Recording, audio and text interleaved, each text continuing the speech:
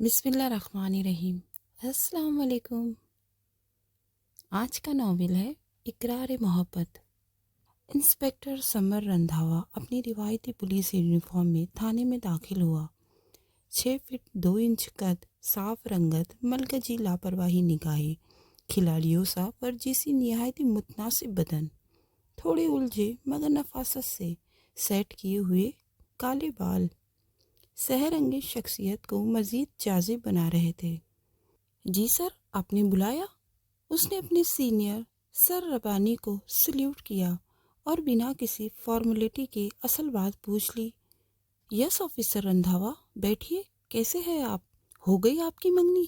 بلکہ اب تک تو شادی بھی ہو جانی چاہیے تھی، 6 ماہ پہلے کی بات ہے۔ سر نے رندھاوا سے 6 ماہ پہلے ہونے والی ملاقات میں ہونے والی رندھاوا کی منگنی کی بات چیت یاد کی۔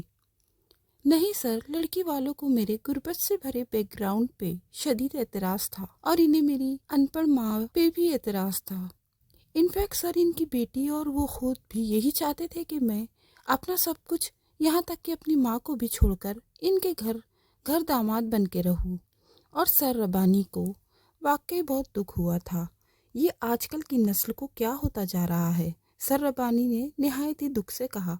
پتہ ہے سمران، میں جب بھی تمہیں دیکھتا ہوں تو میرا دل کرتا ہے کہ کاش میرا بھی تمہارے جیسا کوئی بیٹا ہوتا۔ چلو بیٹا نہ صحیح، بیٹی ہی صحیح ہوتی تو میں تمہیں اپنا بیٹا ضرور بنا لیتا۔ ڈی ایس پی ربانی نہایت ہی حسرت سے سمران کی طرف دیکھتے ہوئے بولے۔ سر، ہانی کا کچھ پتہ چلا؟ سمران نے ڈرتے ڈرتے بالآخر دل میں چھپی بات زبان سے کہہ دی۔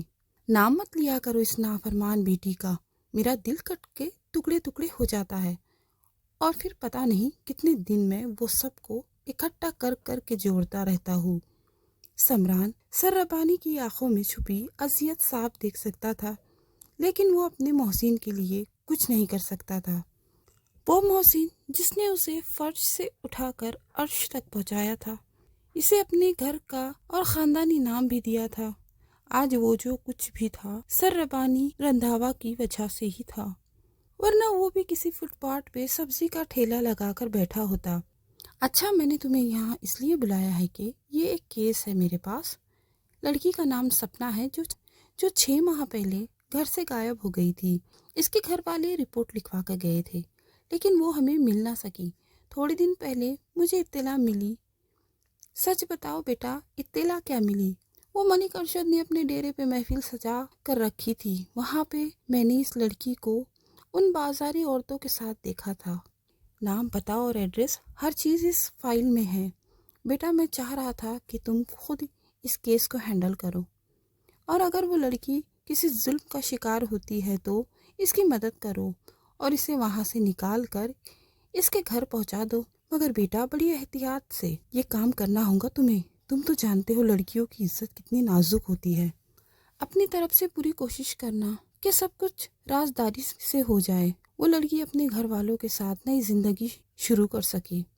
سر ربانی نے اپنی بات ختم کی اور جواب کے لیے سمران کی طرف دیکھا۔ جی سر، جیسا آپ کا حکم۔ انسپکٹر سمران نے فائل پکڑی اور آفس سے باہر نکل آیا، لیکن وہ گاڑی ڈرائیو کرتے ہوئے کہاں جا رہا تھا اسے خود بھی نہیں پتا تھا، کیونکہ صبح سے اسے رہ کر ایک ہی یاد آ رہی تھی، ہانی ہانی۔ وہ جتنا خود کو اسے یاد کرنے سے روکتا، اتنی ہی تیزی سے یہ نام لیتا، مگر وہ کہاں تھی، کیسی تھی، اسے کچھ پتا نہ تھا۔ ہانی رندھاوا سر ربانی کی اکلوتی بیٹی، جسے گھر سے گئے 8 سال ہو چکے تھے، نہ گھر واپس آئی اور نہ کوئی پیغام اور نہ کوئی اتا پتا، بس خاموشی سے ایک دن گھر چھوڑ کر چلی گئی۔ وہ صرف سر ربانی کی بیٹی نہیں بلکہ سامران کے دل کی دھڑکن تھی، اس کی محبت، اس کی زندگی۔ سمران نے ہانی کی سوچ میں غرق گاڑی سمندر کے قریب روکی اور خود آہستہ آہستہ چلتے سورج کے سامنے خاموشی سے کناروں کی طرف بڑھنے لگا۔ لہروں کو دیکھتے ہوئے ایک اونچی چٹان پہ جا بیٹھا۔ سورج آہستہ آہستہ سنہری دنیا سے دور اپنا تعلق توڑ کے اندھیری وادی میں گم ہو رہا تھا، اور سمران کا دماغ آج سے 8 سال پیچھے کی طرف چل پڑا تھا، جب وہ اور ہانی دونوں الف ایس سی کے اسٹوڈنٹ تھے۔ شاید نہیں، یقیناً ہانی کو کسی سے محبت ہو گئی تھی، مگر کس سے پتہ نہیں، کیونکہ میرے اس کے درمیان ہمیشہ سے مالک اور نوکر کا جو تعلق تھا اس نے مجھے کبھی بھی ہانی سے نزدیک نہ ہونے دیا تھا۔ بے تکلفی تو دور کی بات، میں نے تو کبھی نظریں اٹھا کر ہانی کی طرف دیکھ کر بات بھی نہیں کی تھی۔ دل کی بات کرتی تو بہت دور کی بات ہے، مگر گھر میں کچھ دنوں سے باتیں ہو رہی تھی کہ ہانی کسی سے محبت کرنے لگی ہے اور وہ اس سے شادی کرنا چاہتی ہے۔ سمران کو کچھ پتہ نہ چل سکا کہ آخر وہ کون خوش نصیب ہے جس پہ نظر کرم ہانی نے ڈال دی ہے۔ اور پھر ایک دن یہ راز بھی مجھ پہ افشاں ہو گیا۔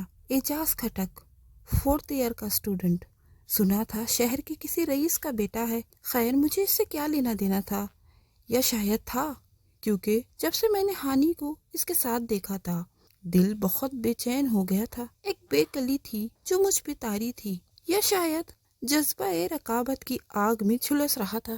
مجھ سے ہانی کا یوں اس کے پہلو میں بیٹھ کے ہنس ہنس کے باتیں کرنا برداشت نہیں ہو رہا تھا۔ دل چاہ رہا تھا ہانی کو بازو سے پکڑ کر اپنے سامنے لے آؤ اور سب کے سامنے چیخ چیخ کر کہوں کہ تم صرف میری ہو، صرف میری۔ مگر پھر ایک خیال آتا کہ اگر اس نے مجھ سے یہ کہہ دیا کہ اوقات ہے تمہاری یہ حق جتانے کی، تو میرا رہا سہا بھرم بھی ٹوٹ جائے گا، میں اپنی ہی نظروں میں ہمیشہ کے لیے گر جاؤں گا۔ اس لیے میں نے خاموشی سے ہانی سے جتنی ہو سکتی تھی دوریاں بڑھا لی، تاکہ نہ وہ مجھے دیکھ سکے اور نہ میرے ذہن میں اس کے خیالات پیدا ہو۔ اور پھر ایک دن سمران نے ربانی رندھاوا کے غصے میں چنگاڑنے کی آواز سنی۔ ملیکا، ربانی کی بیوی، ملیکا اس سے کہہ دو کہ آئندہ اس کمزاد ذلیل اور کمینے لڑکے سے کوئی تعلق رکھا تو مجھ سے برا کوئی نہ ہوگا۔ اس سے شادی تو دور کی بات، اس کے بارے میں سوچنا بھی اس کے لیے گناہ ہے، کیونکہ وہ میرے دشمن دلاور کھٹک کا بیٹا اعجاز کھٹک ہے۔ مگر بیٹی بھی اپنے باپ پر گئی تھی، اکڑ، ضد اور خود سر، صاف کہہ دیا کہ اگر آپ لوگوں نے میری سے شادی نہ کروائی تو میں خود اپنی مرضی سے اسے شادی کر لوں گی۔ 6 ماہ گزر گئے تھے گھر میں اس ٹینشن کو پھیلے۔ ربانی صاحب نے بیٹی کے گھر سے نکلنے پر پابندی لگا دی تھی۔ اس سے موبائل، لیپ ٹاپ، یہاں تک کہ دوستوں سے ملنا جلنا سب بند تھا۔ مگر جوان لڑکی کو یوں گھر میں کب تک قید کر سکتے تھے؟ آخر میاں بیوی نے باہمی مشورے سے ہانی کی شادی اس کے پھپھو کے بیٹے جو کہ امریکہ میں زیر تعلیم تھا اس سے کروانے کا فیصلہ کیا، اور 8 دن کے اندر اندر شادی کی تیاریاں مکمل ہو گئی۔ پتہ نہیں ہانی اس سے شادی کے لیے کیسے راضی تھی یا نہیں، لیکن ایک بات طے تھی کہ ہانی نے شادی کے بعد ہمیشہ ہمیشہ کے لیے امریکہ چلے جانا تھا۔ سمران خاموشی سے یہ سب کچھ دیکھ رہا تھا۔ ویسے بھی اس گھر میں اس کی حیثیت ہی کیا تھی جو وہ کسی سے کچھ پوچھتا یا کوئی مشورہ دیتا۔ اسے یاد تھے وہ دن جب وہ صبح بھٹے کے سرکاری اسکول جاتا اور شام کو پارک کے سامنے بیٹھ کر کبھی مونگ پھلی، کبھی نمکو، کبھی آلو چنے بیچتا، کیونکہ ان دنوں شدید سردی کے باعث اس کی والدہ بیمار تھی اور بھٹے پہ کام کرنے نہیں جا سکتی تھی، مگر پیٹ تو کھانے کے لیے مانگتا تھا۔ اس لیے سمران شام کو یہ چیزیں بیچتا، جو بچتا اس سے کچھ کھانے کی چیزیں اور ڈاکٹر کی دی ہوئی دوائی لے جاتا۔ وہ بھی ایک شام تھی، ایک بڑے سے آوارہ لڑکے نے سمران سے زبردستی گھر آتے ہوئے پیسے چھین لیے۔ سمران سڑک پر ہی چیخ و پکار کرنے لگا، اس کی کل پونجی لوٹ گئی تھی۔ تبھی DIG ربانی کی گاڑی گشت کے لیے وہاں سے گزر رہی تھی۔ وہ چھوٹے سے بچے کو یوں چیختا چلاتا دیکھ کے گاڑی سے نیچے اتر آئے اور اسے گاڑی میں ساتھ بٹھا کر تسلی دی، سارا واقعہ پوچھا، اسے کچھ کھانے کی چیزیں اور ایک ڈاکٹر کو ساتھ لے کر اس کے گھر کے لیے گئے۔ اس ڈاکٹر نے اس کے ماں اچھی طرح سے چیک اپ کیا اور سر ربانی پھر اس ڈاکٹر کے ساتھ چلے گئے۔ کچھ دیر بعد بہت ساری دوائی اور کچھ پیسے اس کی ماں کو دے کے گئے۔ ماں چند ہی دنوں بعد وہ دوائی کھانے سے ٹھیک ہو گئی اور سر ربانی کو ڈھیرے دعائیں دیتی رہی۔ جب 5ویں کا بورڈ کا رزلٹ آیا تو میں نے پورے شہر کے اسکولوں میں ٹاپ کیا تھا، تو ماسٹر نے ماں سے کہا، بی بی تیرا بچہ بڑا قابل ہے، تو اسے کسی اچھے ادارے میں داخلہ کروا دے، یہ بہت بڑا افسر بنے گا۔ اور ماسٹر کی بات میری سیدھی سادھی ماں کے دل میں بیٹھ گئی۔ ایک دن میری انگلی پکڑی اور میرا بستہ اور چند کپڑے لے کر سر ربانی کے گھر چھوڑ آئی کہ صاحب یہ یہاں رہ کر کام بھی کرے گا، آپ صرف اس کا داخلہ کسی اچھے اسکول میں کروا دے۔ سر ربانی اور ملکہ بیگم بہت اچھے تھے، انہوں نے ہمیشہ مجھے اپنی اولاد کی طرح رکھا، اسی لیے سر ربانی نے میرا ایڈمیشن بھی ہانی کے ساتھ ہی کروا دیا تھا۔ ہانی بہت ہی کم گو اور کم سن لڑکی تھی، امیروں والا ایک چونچلا اس میں نہیں تھا۔ لنچ ٹائم میرے ساتھ بیٹھ کر لنچ کرتی، اپنی ٹفن باکس کا پیزا ہر چیز مجھ سے شیئر کر لیتی، یہاں تک کہ اسکول میں بھی اس نے کبھی کسی کو میرے بارے میں سچ نہ بتایا، بلکہ یہی کہا کہ ہمارے رشتہ داروں کا بیٹا ہے، بابا فوت ہو چکے ہیں، اس لیے میرے بابا جانی اسے اپنے گھر لے آئے ہیں اور اب یہ ہمارے ساتھ ہی رہیں گا۔ کچھ ہانی کا سرد مزاج، چپ چپ رہنا، کچھ میری زندگی کی تلخ سچائیاں جو مجھے ہانی کے اتنا قریب ہونے کے باوجود اس سے میلوں دور رکھتی تھی، اور ہمارے بیچ کی یہ دوریاں اب تھوڑی دیر میں ہمیشہ کی لمبی مسافیت بننے والی تھی، کیونکہ ہانی تھوڑی دیر کے بعد ہم سب کو چھوڑ کر ہمیشہ کے لیے جانے والی تھی۔ میرا دل شدید بے چین تھا، دل شدت سے چاہ رہا تھا کہ ایک نظر ہانی کو دیکھوں کہ وہ دلہن بن کے کیسی لگتی ہے، پر پھر خود ہی خود کو سنبھال لیا کہ ہانی کا یہ روپ نہ ہی دیکھوں تو اچھا ہے، برداشت نہیں ہوگا تم سے ہانی کا بچھڑنا۔ مولوی صاحب آ گئے تھے، نکاح شروع ہو چکا تھا، جب اوپر سے کوئی تیزی سے بھاگتا ہوا نیچے آیا اور ربانی سر کے کان میں کچھ کہا، جسے سن کے سر ربانی کے چہرے کا رنگ اڑا تھا۔ ان میں جتنی طاقت تھی وہ اس کا استعمال کر کے سیڑھیاں چڑھتے گئے، میں بھی ان کے پیچھے بھاگا۔ ہانی کے کمرے میں داخل ہوتے ہی سامنے کے منظر نے ہمارے ہوش اڑائے تھے۔ بی بی ملیکہ زمین پہ بے ہوش پڑی تھی، ان کے ہاتھ میں ایک کاغذ تھا جسے سر ربانی پکڑ کر پڑھ گئے۔ بابا جان، مما جی، مجھے معاف کر دینا، میں اعجاز کے ساتھ شادی کرنے کے لیے یہ گھر چھوڑ کے جا رہی ہوں۔ میں نے آپ کو منانے کی بہت کوشش کی، مگر میں اس میں کامیاب نہ ہو سکی۔ میں اعجاز کے بغیر کسی اور کے ساتھ شادی کر کے زندگی گزارنے کا تصور بھی نہیں کر سکتی۔ فقط ہانی جا چکی تھی، پورے خاندان کے سامنے اپنے ماں باپ کو رسوا کر کے، ان کا تماشا بنا کے۔ کہاں گئی، اس کے ساتھ کیا ہوا؟ سر ربانی کو پھر اس سے کوئی غرض نہ رہی۔ پورے گھر میں صرف ایک میں تھا جو کبھی کبھار اس کا نام لے لیتا، ورنہ کوئی گھر میں اس کا ذکر نہ کرتا۔ سر ربانی نے اپنی آدھی جائیداد میرے نام منتقل کروا دی تھی، اور یوں میں نے جب تک CSS کا امتحان کلیئر کیا ایک بہت بڑی جائیداد کا مالک بن چکا تھا۔ مگر وہ جو اصل کی وارث تھی وہ کہاں تھی؟ کاش ہانی تم یہاں ہوتی تو ہمارا خاندان خوشیوں کا گواہ ہوتا۔ لوگ تو اب یہ بھی باتیں کرتے تھے کہ ربانی کے دشمن نے ہانی کو مار دیا، اگر زندہ ہوتی تو کبھی نہ کبھی پلٹ کر آتی ہی، پر میرا دل نہیں مانتا تھا، وہ زندہ تھی۔ اے خدا، میری ہانی جہاں بھی رہے بہت خوش رہے، اسے اپنے حفظ و امان میں رکھنا، آمین۔ ہمیشہ کی طرح میرے دل سے اس کے لیے دعا نکلی، اور میں اس پتھر سے اٹھ کر گھر چل پڑا۔ گھر پہنچ کر رات کو سونے سے پہلے میں نے سر ربانی کی دی ہوئی فائل کا تسلی سے مطالعہ کیا۔ لڑکی کا نام سپنا تھا، کسی پروفیسر سبحان کی بیٹی تھی، گھر سے اکیڈمی ٹیوشن پڑھنے گئی تھی اور پھر واپس نہ آئی، کسی نے راستے میں اغوا کر لیا یا پھر خود چلی گئی، گھر والوں کو کچھ پتا نہ تھا۔ ساتھ میں لڑکی کے سابقہ اسٹوڈنٹ حلیے میں بھی تصویریں موجود تھی، اور حالیہ طوائف کے حلیے میں بھی تصویریں لگی ہوئی تھی۔ اس کا موجودہ نام روبی بائی تھا، پتہ بھی موجود تھا، اس لیے صبح سب سے پہلے اسی کیس پہ کام کرنے کا سوچ لیا تھا تاکہ اسے جلدی سے جلد حل کیا جا سکے۔ جب سے اماں جان کی طبیعت خراب ہوئی تھی، میں سر ربانی سے اجازت لے کے ان کے بنگلے سے اماں کے ساتھ سرکاری رہائش گاہ میں انہی کے ساتھ رہتا تھا، مگر اماں کو اپنی صحت سے زیادہ میری شادی کی فکر لگی رہتی تھی۔ آج بھی وہ پتہ نہیں کس سے 4-5 لڑکیوں کی تصویریں لے کر آئی تھی تاکہ میں ان میں سے اپنے لیے دلہن پسند کر لوں۔ ایک لڑکی نے بالکل ہانی کی طرح دوپٹہ سر پر لے رکھا تھا، سر کے پیچھے کے حصے پر آگے سے سر ویسا ہی کھلا تھا، وہ بھی ایسے ہی کرتی تھی۔ دوسری لڑکی نے بالکل اس جیسا میک اپ کیا تھا، بہت ہی سلیقے اور نفاست سے۔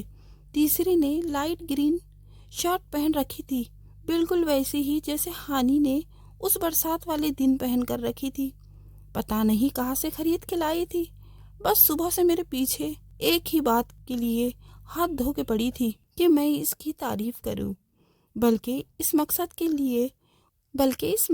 लिए मुझे छत पर जबरदस्ती रोक के खड़ा किया था।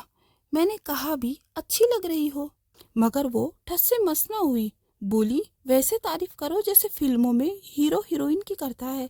सियाह काले बादल आसमान पे गरज रहे थे। मौसम बहुत खराब हो रहा था, किसी भी वक्त बारिश शुरू हो जाती। मैंने जान छुड़ाने के लिए कह दिया कि सब्र करो, बारिश होने वाली है। मेकअप उतर कर जब असली चेहरा मुझे नजर आ जाएगा तो तब दिल भर कर तारीफें करूंगा। बुरा मानकर चली गई थी वो वहां से। उस दिन के बाद फिर कभी जिद ना की थी, जबकि सच तो ये था कि मैं तमाम उम्र उसकी तारीफें करते गुजार देता तो भी उसकी खूबसूरती खत्म ना होती। उम्र खत्म हो जाती लेकिन इसके हुस्न के कसीदे खत्म ना होते। लेकिन पता नहीं इस वक्त क्यों मुझे इतनी झिझक महसूस हो रही थी कि इसे इतना ही कह देता, तुम परियों से भी ज्यादा हसीन लग रही हो। मगर शायद किस्मत को हमारा बिछड़ना मंजूर था, इसीलिए हम दोनों एक दूसरे के करीब ना आ सके। और उसे भी एजाज की शक्ल में उसका पसंदीदा लड़का मिल गया था, इसलिए वो उसके साथ चली गई थी। और मुझे यकीन था कि वो बेहद खुश होंगी, इसलिए तो कभी पलट कर ना आई, किसी से मिलने की कोशिश ना की, अपनी खैरियत की कोई इत्तला भी नहीं दी। अगर वो खुश है तो मुझे भी इसी की खुशी में खुश रहना चाहिए। ज़रूरी तो नहीं हर मोहब्बत अपने मंजिल को पहुँचे। कभी कभी कहानियाँ अधूरी भी रह जाती है, जिन्हें हम चाहकर भी मुकम्मल नहीं कर सकते। और मेरी और हानि की कहानी भी शायद इनमें से एक थी।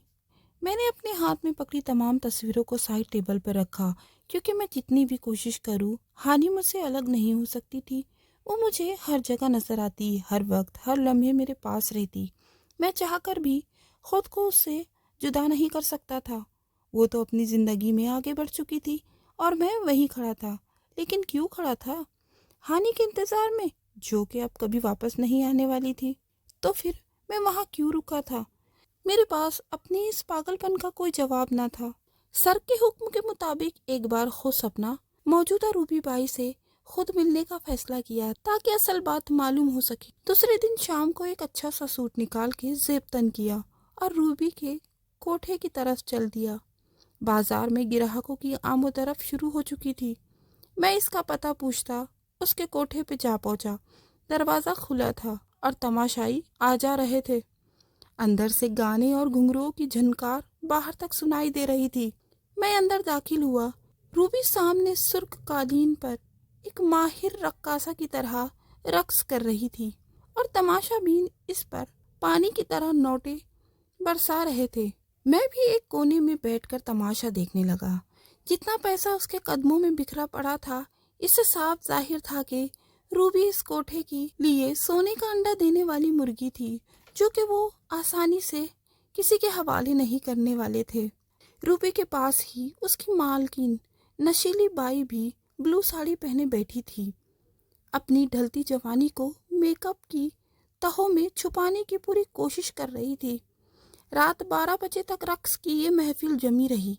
उसके बाद रूबी के साथ रात गुजारने के लिए बोली लगाना शुरू हुआ। 20,000 जी पहली बोली सेठ शमशाद ने लगाई। तो मेहरबान कदरदान, 20,000 एक, 20,000 दो, 25,000, 30,000 और आखिरकार 60,000 में ये बोली मेरे नाम हो गई। यानी अब सुबह तक रूबी मेरी थी। मैं कमरे में पहुंचा। दीवार के साथ जदीद तर्ज का कीमती बेड सुहाग रात की दुल्हन की तरह सजाया हुआ था। कलियों और ताज़ा गुलाब की खुशबू ने माहौल को खतरनाक हद तक मशहूर किन बना दिया था। कमरे में टेबल पर जलती कैंडल्स अपने रहने वालों के ज़ौक का मुंह बोलता सबूत थे। मैंने अपने शूज उतारे और आराम से कंबल लपेट के बेड पर लेट के इर्द गिर्द के माहौल से लुत्फ अंदोज होने लगा। अचानक दरवाजा खुला और रूबी अपने तमाम तर हश्र सामानियों से आरास्ता खरमा खरमा छोटे छोटे कदम उठाती बेड के जानिब चलती आ रही थी। नाइट सूट में इसका जिस्म साफ झलक रहा था। बिलाशुबा वो किसी भी मर्द के होश उड़ा सकती थी। जो ही उसने पाँव बेड पे रखे, नाजुक पाँव में पहनी पायल छन छन बजने लगी, जैसे اس حسینہ سے محبت بھرے شکوے کر رہی ہو۔ میں نے ایک نظر اس کی طرف دیکھا، وہ شاید منتظر بیٹھی تھی کہ میں کب اس پر چیل کی طرح جھپٹتا ہوں۔ میں اٹھ کے بیٹھ گیا اور اس کے قریب آ گیا، اس کے سبز بڑی بڑی آنکھوں میں دیکھتے ہوئے کہا، سپنا روبی کیسے بن گئی؟ روبی کو جیسے کرنٹ لگا، وہ بیڈ سے اچھل کر کھڑی ہو گئی۔ کیا کہا تم نے؟ اسے اپنی سماعتوں پر یقین نہ آیا۔ میں نے پوچھا ہے کہ سپنا روبی کیسے بنی؟ میں نے اپنا سوال دہرایا۔ تم کون ہو اور مجھے کیسے جانتے ہو؟ روبی شدید پریشان ہو گئی۔ میرا نام انسپکٹر سمران ہے اور تمہارا کیس میرے پاس ہے، میں تمہیں تلاش کر رہا تھا، میں نے مختصر جواب دیا اور ساتھ میں اپنا کارڈ بھی دکھا دیا۔ وہ کچھ دیر خاموشی سے خلا میں خالی خالی نظروں سے گھورتی رہی، جیسے بولنے کے لیے الفاظ تلاش کر رہی ہو۔ میرے بابا ایک سرکاری کالج میں پروفیسر تھے، وہ ایک رات ہمارے گھر، وہ بولی اور چپ ہو گئی۔ ہمارے گھر ایک لمبی گاڑی آئی، وہ کوئی شہر کا بہت رئیس تھا، وہ میرے بابا سے اپنے نالائق اور آوارہ بیٹے کو پاس کرانے کا کہہ رہا تھا۔ بابا نے نہ صرف اس کام سے انکار کر دیا بلکہ اسے ذلیل کر کے گھر سے نکال دیا اور اس کے بیٹے کو فیل کر دیا، اور پھر اس رئیس کے آوارہ بیٹے نے اپنی بے عزتی کا بدلہ لینے کے لیے مجھے ایک شام جب میں اکیڈمی جا رہی تھی مجھے اغوا کر لیا۔ پہلے کسی فلیٹ پر 1 ماہ مجھے قید رکھا، پہلے خود جی بھر کے میرا ریپ کیا، جتنا ہو سکتا تھا مجھ پہ تشدد کر کے اپنا غصہ نکالتا رہا، پھر اپنے فارم ہاؤس پہ لے گیا اور دوستوں کو بھی دعوت دی کہ اس کے ساتھ اس کام میں ساتھ دے، اور میں 3 ماہ وہاں قید رہی، ان شیطانوں کی ہوس کا نشانہ بنتی رہی۔ پھر ایک دن اس کے باپ کو پتا چل گیا کہ اس کے بیٹے نے کسی لڑکی کو اغوا کر کے فارم ہاؤس پہ رکھا ہے۔ اسے ڈر ہوا کہ کہیں اس کا بیٹا پولیس کے ہتھے نہ چڑھ جائے، اس لیے اس نے مجھے وہاں سے نکال کے ایک کوٹھے پہ بیچ دیا، اور یوں میں سپنا سے روبی بن گئی، اور تب سے اب تک میں سپنا سے روبی بن کے مسلسل ہر روز بک رہی ہوں۔ روبی نے چند مختصر لائنوں میں بات ختم کی۔ اس لڑکے کا اور اس کے باپ کا کیا نام ہے؟ میں نے اس سے پھر سوال پوچھا۔ میں نہیں لینا چاہتی ان کا نام اور نہ ہی کبھی لوں گی۔ میں اس اذیتناک چیپٹر کو اوپن نہیں کرنا چاہتی جس نے میری روح کو چھلنی چھلنی کر دیا۔ تو پھر گنہگاروں کو سزا کیسے ملیں گی؟ میں نے اگلا سوال پوچھا۔ مل تو رہی ہے گنہگار کو سزا، میں ہوں نا گنہگار، مجھے مل رہی ہے سزا۔ روبی بری طرح سسکی۔ گھر واپس جانا چاہوں گی؟ میں نے بات بدلی۔ نہیں، میں جن رسوائیوں میں اور ذلتوں کے بیچ گڈھے میں گر چکی ہوں وہاں سے نکلنا مشکل نہیں، ناممکن ہے۔ یہ ذلت اور رسوائیاں تمام عمر میرا پیچھا کریں گی اور مجھے بار بار گھسیٹ کر انہی راہوں میں لے آئیں گی۔ اب یہی میرا نصیب ہے، مجھے یہاں سے کہیں نہیں جانا، روبی نے ہارے ہوئے جواری کی طرح کہا۔ میں کچھ دیر خاموش ہو گیا۔ ان لڑکیوں کی جب کوٹھے پہ ٹریننگ کی جاتی ہے تو ان کی پوری برین واش کی جاتی ہے کہ اب تم سماج کا سب سے گندا، گھنونا اور برا روپ ہو، اگر تم یہاں سے بھاگ بھی گئی تو بھی تم جیسی لڑکیوں کو کوئی شریف آدمی نہیں اپنائے گا، اور اکثر ان کے پاس 100% تو نہیں 50% سچ بھی ثابت ہوتی ہے، کیونکہ اکثر ان لڑکیوں کے گھر والے ہی ان کو قبول نہیں کرتے اور وہ تمام عمر یہیں پڑی سڑتی رہتی ہے۔ دیکھو سپنا، زندگی بار بار چانس نہیں دیتی۔ اس دلدل سے نکلنے کے لیے اگر تمہیں تمہاری قسمت موقع دے رہی ہے تو تم بھی اپنی قسمت کا ہاتھ پکڑ کے اپنے آپ کو ایک موقع دو اور نئی زندگی شروع کرو۔ اگر تمہیں یہ ڈر ہے کوئی تمہیں نہیں اپنائے گا، کوئی تمہارا ساتھ نہیں دے گا، تو خود کو اتنا بہادر بناؤ کہ تنہا زندگی کی آنکھوں میں آنکھیں ڈال کر تمام عمر جی سکو۔ اور ویسے بھی تمہیں کیا پتا کہ ہو سکتا ہے یہاں سے جانے کے بعد اس گناہ بھری زندگی کو چھوڑنے پر اللہ تعالیٰ نے تمہارے بارے میں کتنا اچھا فیصلہ کر رکھا ہو۔ تم غیبی کا علم تو نہیں جانتی کہ تمہارے ساتھ صرف برا ہی ہوگا۔ دوسری صورت میں بھی دنیا میں کتنی خواتین ہیں جو شادی نہیں کرتی یا جن کے شوہر حادثات میں ان سے بچھڑ جاتے ہیں، لیکن وہ جینا نہیں چھوڑتی، اکیلی تمام عمر سب کا مقابلہ کرتی ہے اور بہادر بن کر زندگی گزارتی ہے، ڈر ڈر کے نہیں، نہ یوں سسکتے ہوئے۔ میں نے اپنی طرف سے سپنا کو سمجھانے کی پوری کوشش کی۔ یہ میرا نمبر ہے، اچھی طرح سوچ لو، जब तुम इस गंदगी से निकलने के लिए खुद को तैयार कर लोगी तो मुझे कॉल कर देना, मैं तुम्हें यहाँ से निकाल कर लेकर जाऊंगा। और इसके बाद मैं उसको वहीं छोड़कर वापस आ गया। दूसरे दिन मैं प्रोफेसर सुभान, सपना के फादर का एड्रेस मालूम करके उनके पास गया। मुझे ये जानकर बहुत दुख हुआ कि सपना इनकी इकलौती बेटी है। बेगम की वफात हो चुकी है और वो अकेले तन्हा जिंदगी की गाड़ी खींच रहे थे। इसलिए मैंने प्रोफेसर सुभान को अब किसी अंधेरे में ना रखने का फैसला किया था कि वो भी सच्चाई को कबूल कर सके। काफी देर वो सदमे की कैफियत में बैठे रहे, फिर बोले, तुम्हारे पास मेरी बेटी का नंबर है तो मेरी से बात करवाओ। मैंने सपना के नंबर पर मैसेज किया कि मुझे कॉल करे। चंद लम्हे के बाद उसकी कॉल आ गई। मैंने प्रोफेसर सुभान को मोबाइल पकड़ा दिया। हेलो सपना, बेटी मैं तुम्हारा अब्बू। प्रोफेसर सुभान की आवाज़ लड़खड़ा रही थी। मैंने उनके कंधे पर हाथ रखकर उन्हें तसल्ली दी। बाप की आवाज़ सुन के सपना बेशदीद बेचैन हो गई और हिचकियाँ लेके रोने लगी। शदीद सदमे से उसके हलक से आवाज़ नहीं निकल रही थी। बेटी प्लीज़ घर आ जाओ। तुमने कैसे सोच लिया कि हम तुम्हें कबूल नहीं करेंगे? बेटा तुम मेरी जान हो, मेरी आंखों की ठंडक, मेरे दिल का करार हो। और तुमने खुद ही कैसे सोच के फैसला कर लिया कि तुम यूं सिसकती रहोगी और हम चैन से रह लेंगे? बेटा जो कुछ तुम्हारे साथ हुआ ये एक हादसा है, एक भयानक हादसा, और हादसे को भुला दिया जाता है। इनको खुद पे हावी करके अपनी जिंदगी बर्बाद नहीं करते मेरे बच्चे। पर बाबा लोग क्या कहेंगे मेरे बारे में? माइक से सपना की मध्यम सी आवाज उभरी। लोग जहन्नुम में जाए, मुझे अपनी बेटी अजीज है। मैंने इंस्पेक्टर से कह दिया है, तुम अभी इसके साथ वापस आ जाओ घर। मैं हर कदम पर जब तक मुझ में हिम्मत है अपनी बेटी के सर पर साया बनके खड़ा रहूंगा। मैंने प्रोफेसर सुभान से मोबाइल लेके कॉल काट दी। वो अभी शदीद सदमे में थे। सपना ने वापसी का ग्रीन सिग्नल दिया तो मैंने घर पहुंचकर सपना को वापस लाने की तैयारियां मुकम्मल कराई और इस सिलसिले में सर रबानी को इत्तला भी कर दी थी। वो भी मेरे प्लान में मुत्तफिक थे। रात 10 बजे रूबी बाई अपने साथियों के साथ किसी आवारा नौ दुल्हे के मकान पे नाश्ते के लिए तैयार पहुंच चुकी थी। हर शय तैयार थी, बस अब प्लान को अमली जामा पहनाना था।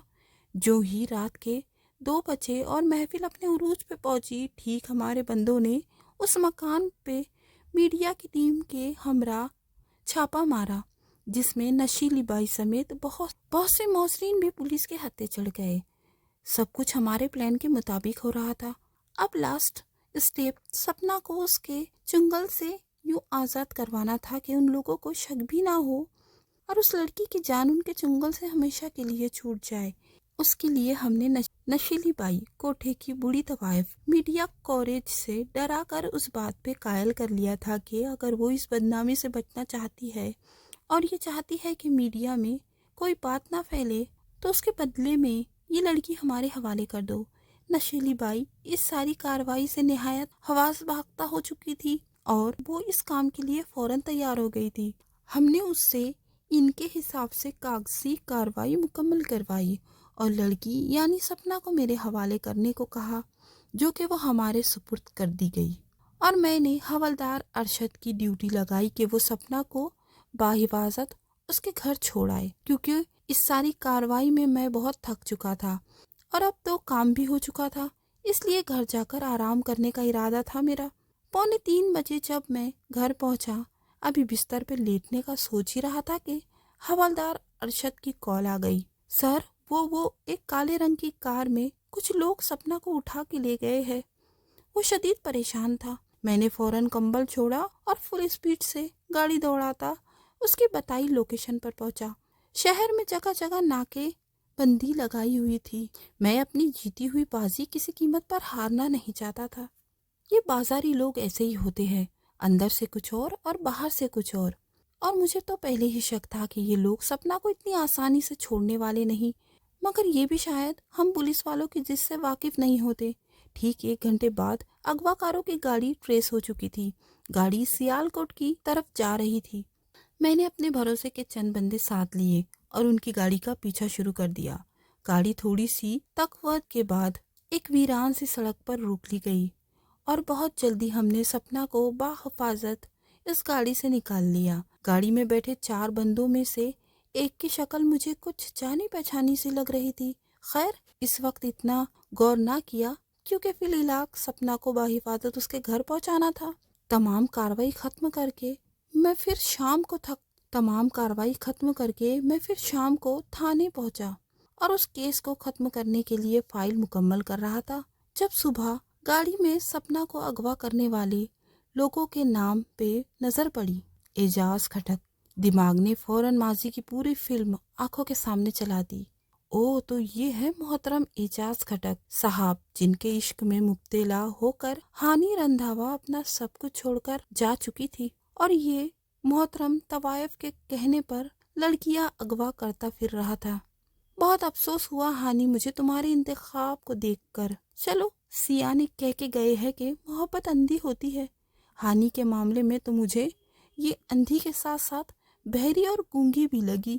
میں نے پتہ نہیں کیوں اس رئیس جادے اعجاز کھٹک کو اپنے آفس بلا بھیجا۔ شاید دل کے کسی کونے میں یہ چور بھی چھپا بیٹھا تھا کہ اس سے ہانی کی خیریت ہی معلوم ہو جائے۔ پہلے تو اس نے روایتی امیروں جیسی اکڑ دکھائی اور کسی بھی قسم کے تعاون یا بات چیت سے صاف انکار کر دیا، کیونکہ ہمارا کیس اتنا مضبوط نہیں تھا اور اسے کسی بھی وقت عدالت سے ضمانت ملنے والی تھی۔ پھر میں نے نہایتی حکمت سے کام لیتے ہوئے اعجاز کو اپنا اور ہانی کے حوالے سے تعارف کروایا اور بڑے پیار سے ہانی کی خیریت دریافت کی۔ اس کا منہ حیرت سے کھلا رہ گیا۔ کیسی بات کر رہے ہیں آپ انسپکٹر رندھاوا؟ ہانی کو میں کیوں گھر سے بھگا کر لے کے جاؤں گا یا اس سے شادی کروں گا؟ میرے اور اس کے درمیان تو ایسا کوئی تعلق نہیں تھا۔ بس کالج کے دنوں میں میری ایک کزن تھی سمیرہ، جو اس کی کلاس فیو تھی۔ اس کی وجہ سے ہانی کے ساتھ تھوڑی سلام دعا، ایک آدھی گپ شپ ہو جایا کرتی تھی۔ اعجاز نے میری پوری بات سن کر نہایت حیرانگی سے مجھے جواب دیا۔ یا تو یہ بندہ مجھے بے وقوف سمجھ رہا تھا یا خود کو بہت چالاک، جو اپنی طرف سے کوئی بھی سٹوری گھڑ لے گا اور میں اس کی بات پر آنکھیں بند کر کے یقین کر لوں گا۔ دیکھو اعجاز، میں تم سے کوئی مذاق نہیں کر رہا۔ ایک جیتی جاگتی لڑکی کے بارے میں پوچھ رہا ہوں جو کہ تمہارے ساتھ اپنی شادی کی رات گھر سے بھاگ کر جا چکی تھی، اور تم مجھے پتہ نہیں کیا کیا کہانی بنا کر سنا رہے ہو۔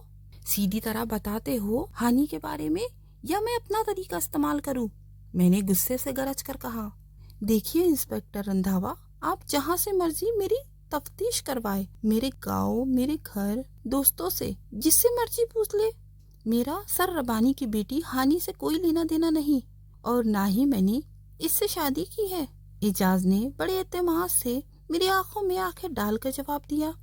میں لاجواب ہو چکا تھا۔ میرے پاس اپنی بات کو سچ ثابت کرنے کے لیے کوئی ثبوت بھی نہیں تھا، اس لیے میں خاموش ہو کر گھر آ گیا۔ لیکن مجھے اس قسم کے انسان پر ایک رتی برابر بھی اعتبار نہیں تھا، اس لیے میں نے اس کی مکمل چھان بین کروانی ضروری سمجھی۔ ایسا نہ ہو کہ اس نے ہانی کے ساتھ کچھ غلط کیا ہو اور اب اپنے آپ کو بچانے کے لیے جھوٹ بول رہا ہو۔ سارا دن بہت مصروف رہا، اس لیے بستر پر لیٹتے ہی پلکیں خود بخود بند ہونے لگی۔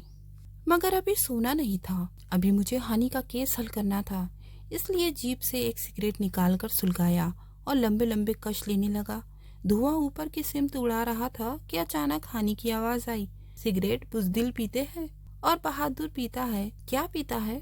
اس نے خوفناک نظروں سے میری طرف دیکھ کر کہا۔ کیا؟ میں نے حیرانگی سے پوچھا۔ دوسروں کا خون۔ اس نے شرارت سے میرے چہرے پر اپنے لمبے ناخن گڑھاتے ہوئے کہا، اور اگر میں نہ ہٹوں تو؟ میں نے اس کی نظروں میں جھانکتے ہوئے کہا، تو ٹھیک ہے، تم سے دور چلی جاؤں گی۔